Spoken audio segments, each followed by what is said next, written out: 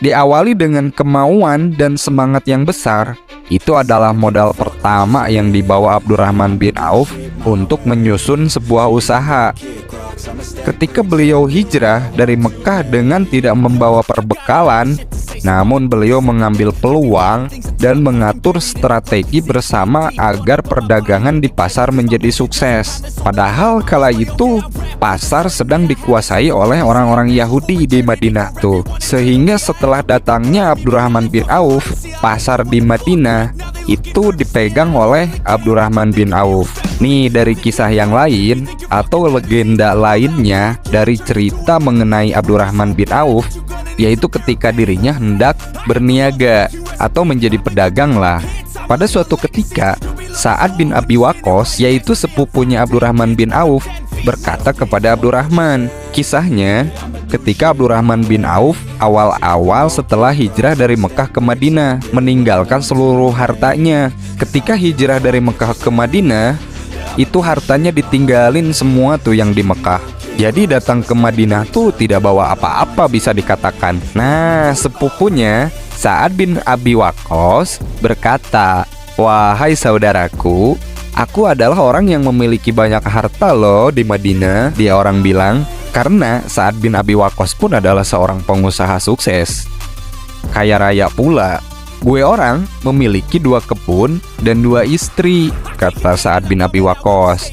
"Silahkan deh lo orang pilih kebun mana yang lo orang sukai. Gue orang akan memberikannya untuk lo orang pokoknya. Dan gue orang akan ceraikan juga salah satu istri gue untuk lo orang nikahi. Gimana Abdurrahman?" Kata Sa'ad bin Abi Waqqas tuh. Ya pokoknya ngobrol lah ya, selayaknya saudara yang seiman dan juga sahabat, serta masih ada saudara keturunan. Lalu Abdurrahman bin Auf menjawab, "Terima kasih saudaraku." Di sini Abdurrahman malah mendoakan Sa'ad bin Abi Waqqas, "Semoga Allah Subhanahu wa Ta'ala memberkahi keluarga engkau dan harta engkau. Cukup bagi gua mah sekarang lo orang tunjukin aja lah letak pasar di mana, tunjukkan pada gue orang pengen mengetahui pasar di Madinah ini," kata Abdurrahman bin Auf. Lihat sikap mental pengusaha sukses itu kayak gini. Kemudian Sa'ad bin Abi Waqqas menunjukkan pasar kepada Abdurrahman. Lalu Abdurrahman memulai perdagangannya di sana. Abdurrahman membeli barang lalu menjualnya kembali. Kemudian hasil benefitnya atau keuntungannya itu ditabung agar usahanya menjadi berkembang. Sedikit demi sedikit keuntungannya semakin bertambah. Waktu demi waktu sampai beliau berkata, "Dunia telah terbuka bagiku sampai aku merasa seandainya aku mengangkat sebuah batu, niscaya aku akan mendapatkan di bawahnya batu itu emas dan perak." Begitu besar berkah yang diberikan Allah Subhanahu wa Ta'ala kepadanya sampai dijuluki sahabat bertangan emas Abdurrahman bin Auf ini. Jadi pengusaha muslim itu jelas orientasinya, meski memiliki mental kaya. Dari modal seadanya, dengan kegigihan dan semangat berniaga yang kuat, akhirnya Abdurrahman bin Auf sukses menjadi pengusaha yang kaya raya dan menjadikan dirinya orang paling kaya ketika itu di Madinah. Kalau orang bayangin deh, orang paling kaya satu negeri Madinah kala itu. Nah itu tuh Abdurrahman bin Auf. Dari kisah Abdurrahman bin Auf, kita bisa mengambil pelajaran bahwa beliau memulai usaha dari tangan kosong ya tadi tuh, hingga mempunyai harta yang melimpah.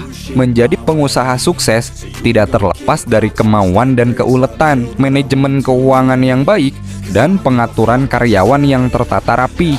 Jadi banyak banget karyawan Abdurrahman bin Auf kala itu. Memilih karyawan pun Abdurrahman bin Auf tidak asal-asalan. Di session berikutnya deh gue bahas bagaimana cara-cara berbisnis ala Abdurrahman bin Auf. Diawali dengan kemauan dan semangat yang besar, itu adalah modal pertama yang dibawa Abdurrahman bin Auf untuk menyusun sebuah usaha. Ketika beliau hijrah dari Mekah dengan tidak membawa perbekalan, namun beliau mengambil peluang dan mengatur strategi bersama agar perdagangan di pasar menjadi sukses. Padahal kala itu pasar sedang dikuasai oleh orang-orang Yahudi di Madinah tuh. Sehingga setelah datangnya Abdurrahman bin Auf, pasar di Madinah itu dipegang oleh Abdurrahman bin Auf. Nah, ini kayaknya bakal lebih seru deh di session berikutnya yang bakal gue bahas. Abdurrahman bin Auf ketika berdagang mengutamakan kejujuran. Ini modal paling pertama tuh yang diajarkan oleh Rasulullah, yang harus di branding paling pertama itu ketika memulai bisnis adalah mengutamakan kejujuran. Itulah yang menimbulkan kepercayaan para customer atau pelanggan. Jika kita berjualan barang, maka katakan yang sejujurnya lah tentang kualitas barang yang kita jual teh. Kemudian ketika kita berbisnis menjadi seorang pengusaha juga harus sabar teman-teman. Jika dagangan bangkrut, maka evaluasi lah apa yang membuat bangkrut. Jangan berhenti di tengah jalan, kan sayang. Iyalah, sayang kan. Pokoknya jangan berhenti di tengah jalan lah. Ketika barang tidak laku, jika tidak bisa dipertahankan, maka gantilah barang dagangan dengan sesuatu yang dibutuhkan oleh pasar. Jadi, kita orang memang harus pinter-pinter tuh membaca kebutuhan market. Baca kebutuhan market di sekitar kita. Apa sih yang dibutuhkan oleh pasar? Apa sih yang dibutuhkan di lingkungan terdekat kita? Nah, itu tuh yang akan menjadi sasaran pasar kita ketika kita membangun bisnis. Sabar ketika rugi dan sabar pula ketika mendapat keuntungan. Ketika mendapatkan keuntungan, maka pikirkan apa langkah selanjutnya yang akan dilakukan dengan hasil bisnis tersebut. Nah, Abdurrahman bin Auf kan ketika mendapatkan keuntungan, beliau menabungnya dan sebagian dari keuntungannya diputarkan kembali untuk menambah modal dan untuk diinvestasikan selanjutnya. Meskipun Abdurrahman bin Auf tidak meninggalkan zakat, infak, sodakoh untuk membantu sesama manusia, terkhusus sebagai kewajiban seorang mukmin muslim. Begitu seterusnya, sehingga lama-kelamaan keuntungannya semakin membesar dan tambah berkah.